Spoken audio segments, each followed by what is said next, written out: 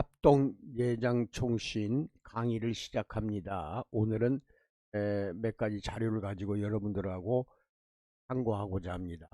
먼저 사사기에 나타난 5가지 삶의 패턴, 이것은 아시는 분들은 될 것이라고 보는데 아직도 모르는 분들을 위해서 좀 깊이 들어갑니다.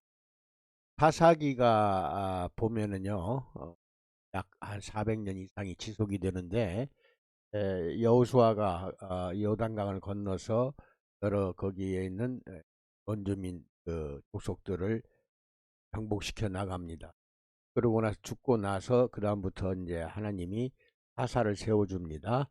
그 사사들이 이제 이어가는 역사서가 사사기인데, 사사기 한 400년 이상을 보면은 항상 5단계로 구성된 죄의 순환 과정이 7번이나 반복되는 것이 나타납니다. 이스라엘 민족들이 5단계로 구성된 하나, 둘, 셋, 넷, 다섯. 처음에 이제 죄를 짓습니다.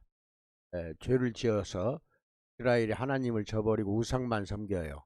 그러다 보니까 하나님이 율법에 정해주신 삶의 방식을 따르지 않으니까 이거 용서해서는 안 되겠다 싶어서 인근에 있는 다른 부족을 들어서 몽둥이로 삼습니다.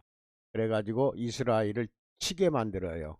그래서 하나님께서 주변 국가를 일으켜서 이스라엘을 정복하고 억압하게 하는 거, 이거를 속박이라고 하는데 다른 말로 하면 압제당한 것입니다. 예, 속박이 압제예요. 압제당하게 만들어요. 그런 다음에 이제 이게 항상 이제 우리 민족도 마찬가지입니다. 어느 나라나 어느 역사나 과거를 무시하거나 망각하는 자들은 죄를 반복할 수밖에 없어요. 이게 예를 들어서 우리가 일제 36년을 겪었으면은 그것을 잊어버려서는 안 되거든요. 그래가지고 일본으로부터 다시 또 말하자면 당할 수가 있어요. 그러니까 그 치욕스러운 그 일본의 압제 36년을 우리는 잊어서는 안 되겠죠. 쉽게 잊어버려요. 그래가지고 일본이라면 무조건 좋다 이런 식으로 나가버리면은 결국 언젠가는 이제 군사 정복은 아니라 하더라도 경제적으로 우리는 정복을 당할 수밖에 없습니다. 그것을 몽둥이를 들어서 치는 게 또 하나님이시기 때문에 마찬가지로 이스라엘이 사사기 동안에 죄를 실컷 지어요. 이 죄라는 건 주로 우상 숭배입니다. 율법을 어기고 우상을 숭배하는 죄를 짓다 보면 하나님이 진노를 하게 돼가지고 그 근처에 있는 다른 민족과 국가를 들어서요. 들어서 몽둥이로 치도록 합니다. 회초리를 쳐서 정복하게 만들어요. 그 이스라엘을 정복하고 억압하게 하니까 이제 울부짖게 돼요. 이게 울부짖는 거, 부르짖음, 이게 간구라고도 하면 돼요. 간구. 하나님께 막 외치는 거죠. 살려달라고.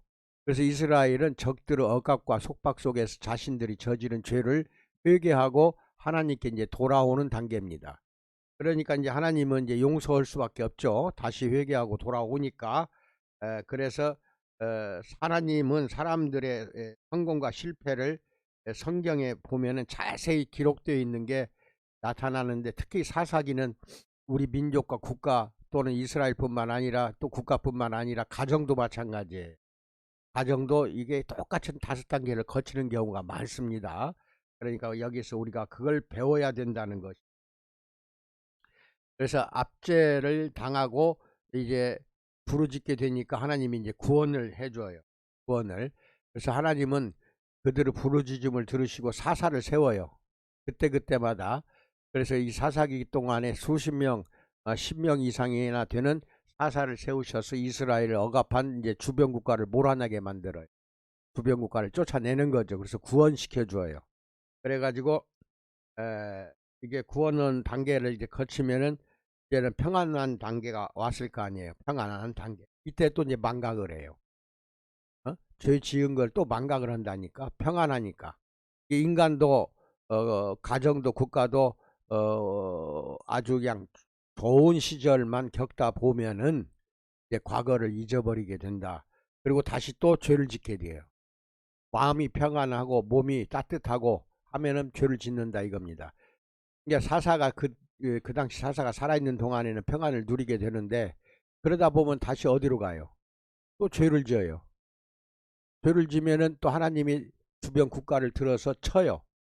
그래서 압제를 하게 만들고 말하자면 온갖 수모와 온갖 속박 속에서 살게 만들어요. 그러다 보면 또 이제 부르짖어요. 강구해가지고 돌아와서 이제 회개했으니 제발 살려달라. 그러니 하나님이 또 이제 그 사사를 한 사람을 세워서 이제 구원을 시켜줘요. 주변 국가의 압제로부터 해방을 시켜주고 몰아냅니다. 그러면 또 이제 나라가 평안해져요. 평안해지니까 또 다시 죄를 져요. 이것이 반복이 되는 거예요. 이게 몇 번이냐? 사사기 동안 약 7번이나 이렇게 반복을 하는 것입니다. 그러니까 얼마나 이게 비참합니까? 우리가 이런 것에서 배워야 돼요. 가정도 평안할 때 화목하고 행복하고 복되고 물질적으로 풍요로울 때에는 조심해야 됩니다. 그러면 바로 집안의 아버지나 어머니 또는 아들 자식들이 죄를 짓는 부분이 나타나요. 죄를 짓게 되면은 또 이제 가정이 산산이 파괴가 되잖아요. 또 이제 하나님께 이제 울부짖어요. 도와달라고. 그래서 하나님이 도와줘갖고 다시 평안하게 해주면 또 죄를 짓게 되고, 이게 우리 인간사나 국가나 사회나 똑같은 것으로 이렇게 반복이 됩니다. 우리 정치도 마찬가지예요. 엉망이잖아요. 엉망이야. 그래가지고 개혁을 좀 해보자.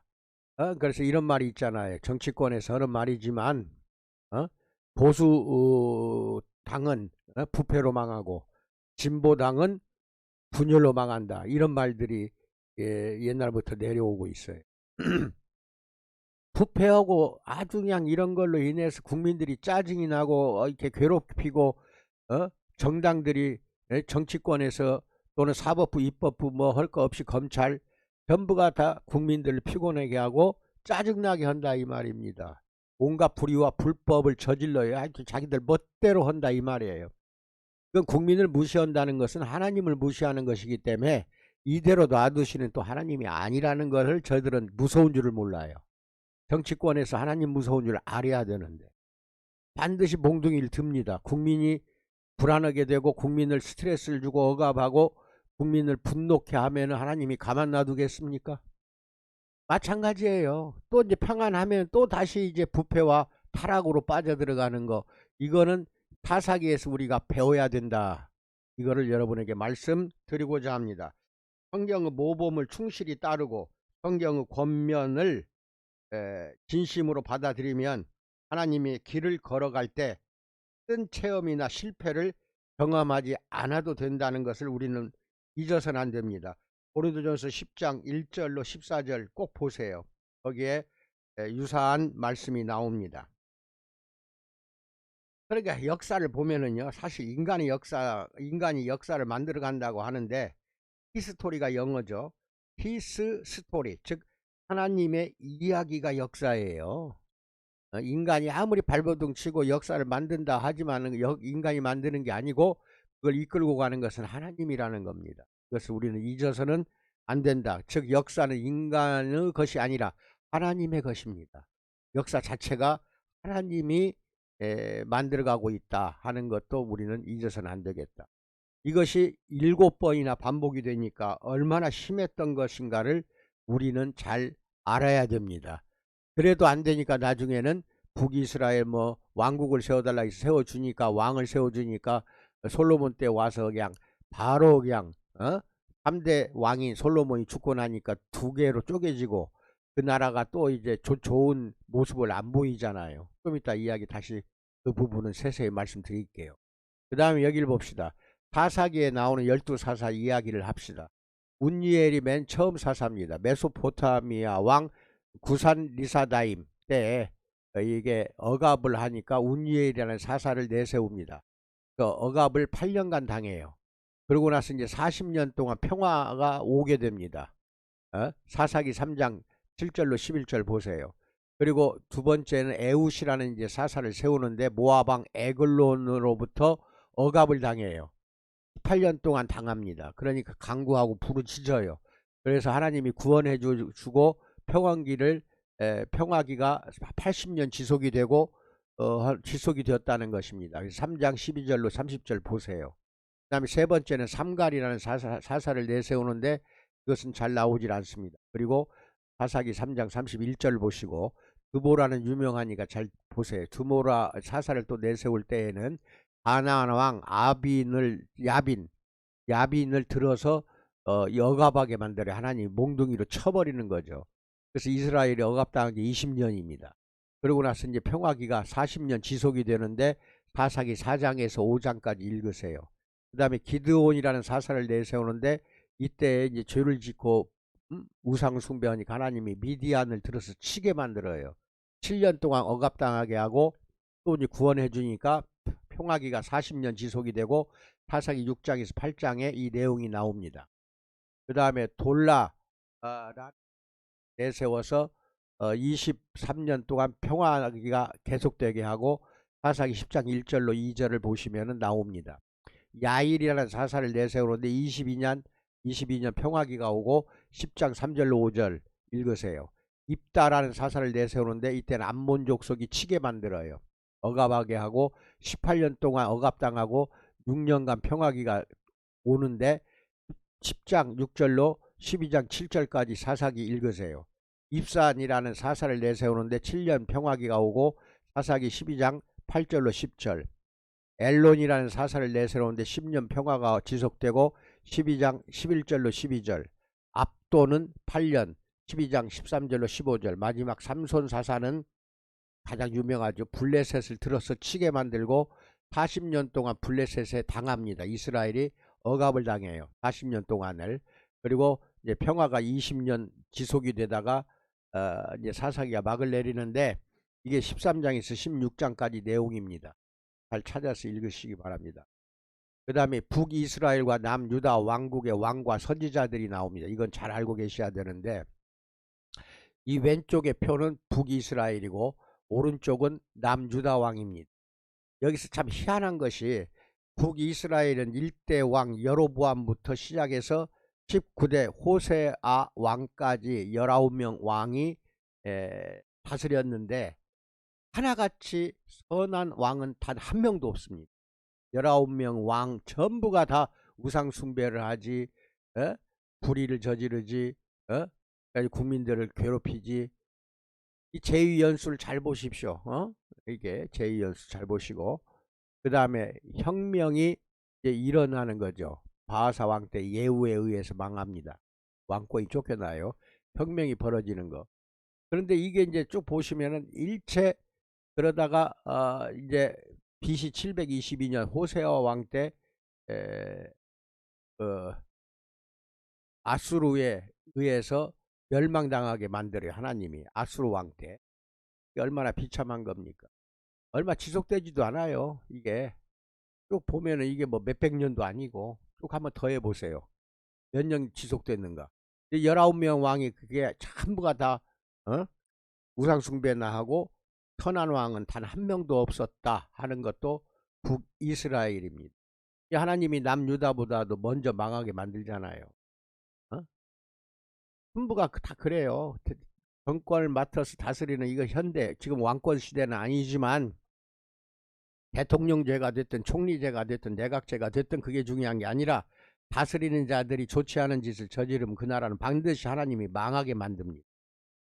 마찬가지로 선한 왕이 없기 때문에 일찍 망하게 만들어요. 아수르에 의해서 참변을 당하게 완전히 멸망당하잖아요. 북이스라엘 자체가 없어져 버리는 거죠. 그런데 남유다는 한 140년 더 지속이 됩니다. 왜냐하면 여기 20명 왕이 다스렸어요. 그래가지고 BC 587년에 한번 끌려가고 586년에 완벽하게 망합니다. 바벨론에 의해서 완전히 멸망을 당하게 만드는데 그나마라도 선한 왕이 몇 명 있었어요. 여기 있네요. 악한 왕, 선한 왕, 선한, 선, 악, 선. 선한 왕이 그나마 있었기 때문에 이 하는 거 다 우상 숭배를 저지르는 것을 바알 신전을 없앤다든지 아세라 목상을 쪼개서 없애버린다든지 우상 숭배를 대부분 타파한 왕들이에요. 그런데 이게 보면 이사야 선지자가 이게 잘 기억을 해 두시는 게 좋아요.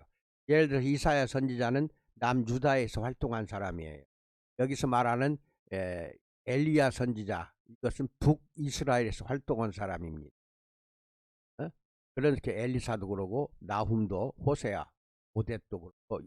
그런데 이 남유다에서 선지자가 그때그때 하나님의 말씀을 선포하는데 예레미야까지 남유다입니다. 이게 선환왕이 그나마 있었기 때문에 하나님이 한 140년 이상을 북이스라엘보다 더 지속하게 만들어서 결국은 BC 586년에 완전히 멸망당합니다. 바벨론에 의해. 여기는 BC 722년이고 그것도 잘 알고 계시. 그 다음에 이게 뭐냐면은 중간기라는 게 있어요. 우리 성경책에 보면 말라기로 끝나지만은 에스라, 그 다음에 느헤미야까지 가서 구약이 끝납니다. 그리고 나서 예수님이 올 때까지 400년입니다. 그 400년이 암흑기라고 그래요. 왜 그러냐? 선지자도 안 보내지, 하나님 말씀도 전해주는 사람도 없지. 그래가지고 결국은 그리스, 그때 당시 헬라, 그리스에 의해서 지배당하게 만듭니다. 그리스에 의해서 지배당하게 만드는데 이제 프톨레미 왕국과 셀루코스 왕국입니다. 그 그리스가 그 암흑기 400년 그 기간 동안에 다스렸던 왕들이에요. 이것은 이제 참고로 잘 알고 계시고, 그 다음에 400년 기간에 그리스 지배로부터 한번 벗어납니다. 그래서 혁명을 일으켜요. 그래서 이스라엘이 마침내 왕조를 되찾습니다. 그래서 마카비 왕조라고 그래요.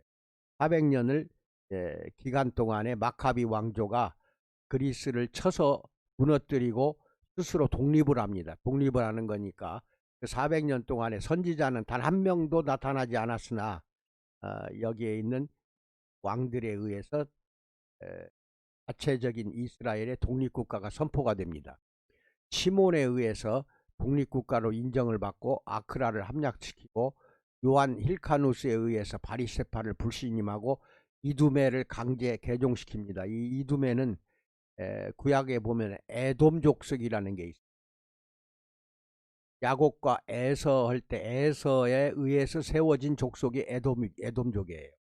그 에돔족을 그리스인들은 이두메라고 불렀어요. 이두메. 에돔족을 강제로 개종시켜서 편입을 시켜요. 완전히 무너지게, 에돔 족속이 없어지게 만드는 거죠. 그 다음에 아리스토블루스가 갈릴리 정복을 하고, 그 다음에 요세프 조상이 여기에 이주해서 살도록 해줍니다. 그 후손들을. 그 다음에 알렉산더 안네우스가 사두개파를 지지하고 가장 넓은 땅을 소유하게 되고, 이게 이스라엘 사람들이 헬라의 그리스의 제배를 받으면서 이름도 그리스식으로 바꾼 겁니다. 이게 다 이스라엘 민족이에요. 그 다음에 살로메 알렉산드리, 이게 이제 최초의 여왕입니다. 이스라엘. 그 다음에 바리세파를 지지했고 평화와 번영의 시대가 좀 잠깐 지속이 돼요. 한 10년 정도. 그리고 힐카누스 2세는 장남이고 그 다음에 차남이 아리스토블루스 2세인데, 장남은 무능하고 바리세파를 지지했고 차남은 권력력과 사두개파를 지지하고, 이때 이제 로마가 빌미가 돼요. 개입하는 빌미를 만들어서 로마에 의해서 또 이 왕조가 무너집니다.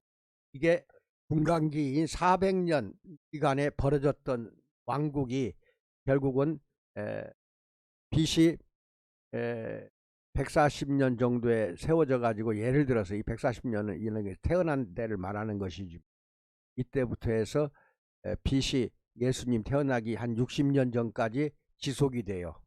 예. 불과 얼마 아니지만은 여러 왕을 거치면서 지속이 되는데, 마지막은 로마에 의해서 정복당합니다.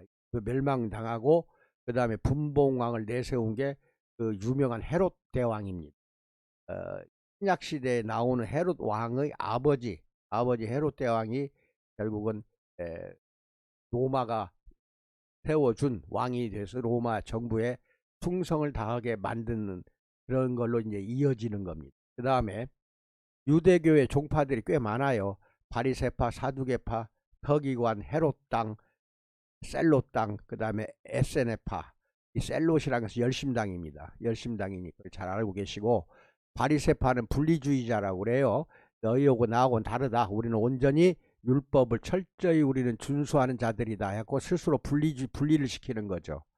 근데 그 당시 예수님 당시에 바리새파들은 자기들이 만든 울타리를 많이 쳐놓은 율법, 하나님이 구약시대에 준 율법 외에 장로 유전이라든지 전에 내려온 것들을 또 첨가를 시키고 자기들이 스스로 또 율법을 만들어요.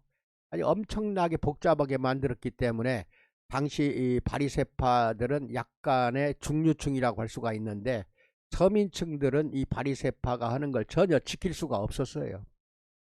지키는 것도 바리새파가 유난히 이거를 지켰기 때문에 분리주의자라고 하는 것이지 전체 이스라엘 사람들이 다 지킨 건 아닙니다. 그래서 첫째 율법학자 서기관, 헤롯 시대에는 약 6,000명 정도가 되는데 이 친구들이 바리새파예요. 율법학자 서기관들이. 언제나 어디 가나 이게 율법학자라든지 서기관들이 법을 갖다가 만들고 법을 집행하는, 또 법에 의해서 자꾸 이렇게 시끄럽게 하는 사람들이 바리새파인데, 오늘날 이게 율법학자나 옛날에 예수님 때 율법학자들이 그렇게 예수님을 괴롭혔듯이 오늘날 사법부나 검찰이 별 말로 말할 수 없습니다. 제 입으로는. 어쩌면 2000년 전하고 똑같아요. 나라 망신 다 시키고 있습니다. 아이고 그냥 무너질 지경이야. 이 조심해야 됩니다. 이 바리새파가 다 그런 것들이에요. 오늘날 사법부 검찰들이 다 여기 들어가요. 법을 좀 안다는 것들. 그 다음에 두 번째 613가지 계명은 구약시대에 지키라는 계명인데 이것을 준수했고 초자연주의를 부르짖었는데, 여기에다가 장로의 유전, 장로가 말하자면 대대로 구전으로 내려온 여러가지 613가지 이외에 또 다른 율법을 만드는 거죠. 그게 이제 미드라시고 미시나고 탈무드인데, 이 미시나를 기억하세요. 이 미시나는 이 미드라시 미시나가 율법을 해석하는 책들이라고 보면 돼. 해석. 그것이 통합돼서 이스라엘의 그 당시 바벨론을 끌려가지 않은 이스라엘 자체에 남아있던 사람들이 만든 게 이스라엘 탈무드고 바벨론을 끌려가고 머나먼 외국 땅에서 처절하게 지내면서 하나님을 부르짖었던 그 당시에 포로기의 사람들이 쓴 것이 바벨론 탈무드예요. 오늘날 탈무드는 이스라엘 탈무드와 바벨론 탈무드 두 개를 합쳐서 그냥 탈무드라고 합니다. 희한한 것이 하나님이 북이스라엘을 BC 722년에 아수르에 의해서 멸망당하게 만들어 버렸죠. 그 다음에 남유다는 바벨론에 의해서 BC 586년에 완전히 멸망당하게 만들고, 그 다음에 이제 귀환을 합니다. 페르시아 즉 바사 왕 고레스 왕 때에 다시 너희들 나라로 돌아가도 된다 해서 이제 귀환을 하고 와서 돌아와서 보니 이제 우상이 없어진 겁니다. 그때부터. 그 전까지는 바알이나 아세라라든지 이러한 우상을 찐득하게 만몬이라든지 이런 우상을 숭배했던 이스라엘 백성들이 이제는 하나님만 섬기게 된다. 그래서 우상을 싹 없애버렸어요. 어떻게 보면 포로기의 우상이 없어진 겁니다. 그러면서 탈무드가 만들어져요. 그래서 이 탈무드는 구약 성경하고 틀려서 구약 성경에 나오지 않은 이스라엘의 지혜서입니다. 그렇게 알고 계시면 되겠고, 그 다음에 사두개파는 자연주의로서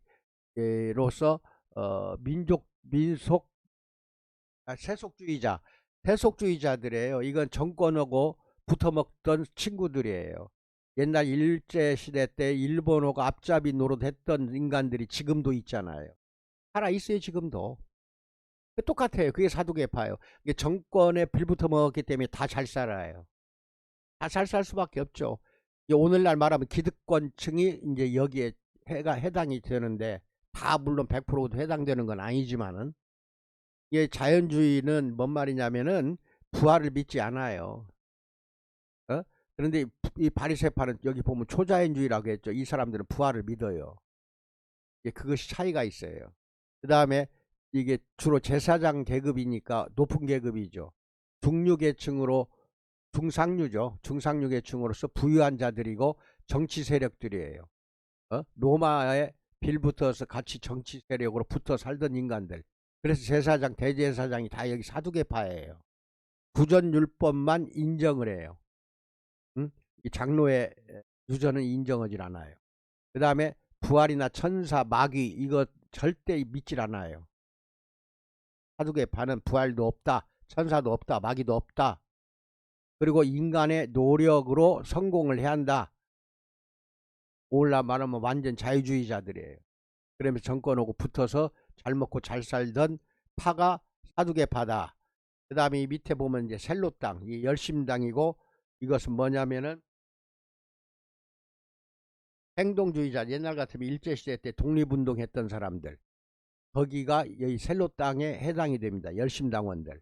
그래서 항상 조그마한 단칼, 칼을 갖다 소매에 품고 다녀요. 품고 다니다가 로마 군인이나 로마에 빌붙어 먹던 인간들이 길거리에 부딪히기만 하면 찌르고 그냥 바로 도망가는 거죠. 어?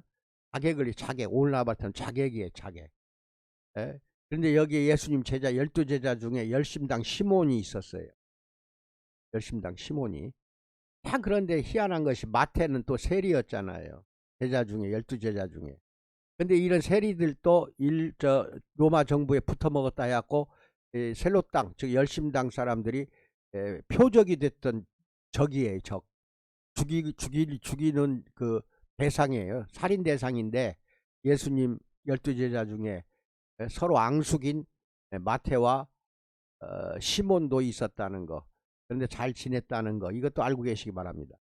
유대인 독립을 외치는 민족주의자고 의로운 투쟁으로 로마에 항거했던 사람들, 오늘날 보면 게릴라전을 펼친 거예요. 칼을 품고 다니다가 죽이는 거. 그 다음에 SN파를 SNF파라고도 합니다.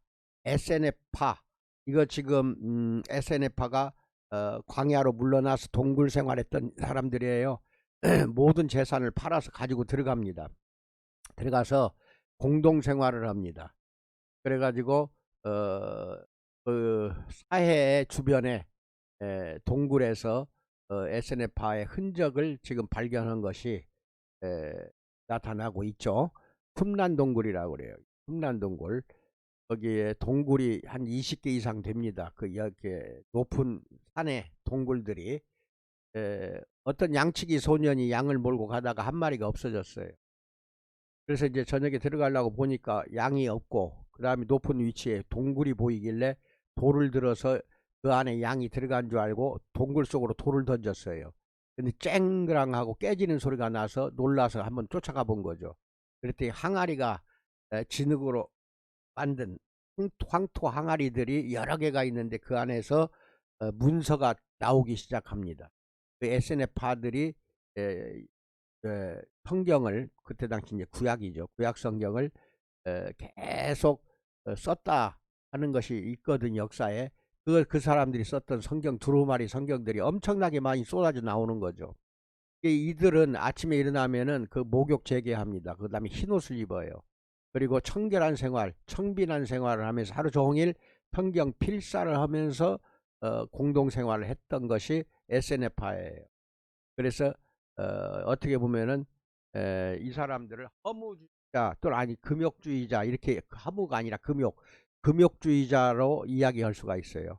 그래서 광야로 물러났다. 그리고 이제 일설에 의하면 세례 요한이 SNF파가 머물렀던 광야에서 같이 거기서 삶을 살다가 돌아와서 천국에 가까이 왔다, 회개하라고 외쳐대기 시작하고 그렇게 했다 하는 내용이 나옵니다. 확실한 것은 이제 더 이제 연구돼야 되는 건데, 세례 요한이 일단 SNF파라는 말이 있어요. 흰옷을 입고 독신 생활을 강조하고 수도원 생활을 했어요. 그리고 신앙과 율법을, 신학과 율법을 연구만 하는 거죠, 거기서. 그 다음에 은유적 해석 방법을 많이 썼어요. 은유라는 거 있죠. 은유적 성경을 해석했다.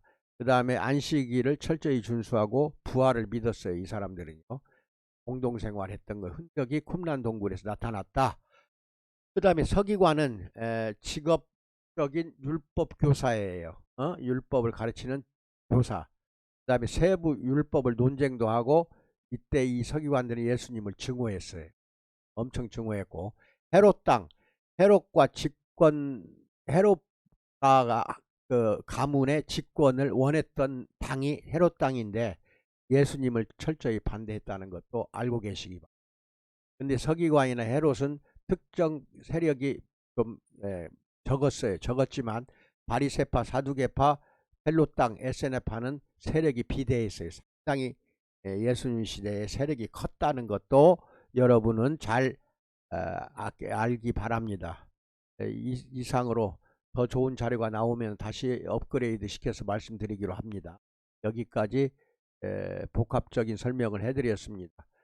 이것은 이게 색연필로 이렇게 하지 않은 깨끗한 자료는 밴드에 들어가면은 올려놨어요. 밴드에서 찾아가지고 다운받아서 여러분 것으로 사용하시기 바랍니다. 이상입니다. 항상 2021년도 시작하는 새해에 모든 하나님께 원했던 소원 소망이 이루어지기를, 또 하나님께서 이루어지게 해주시기를 간절히 축원드립니다. 감사합니다.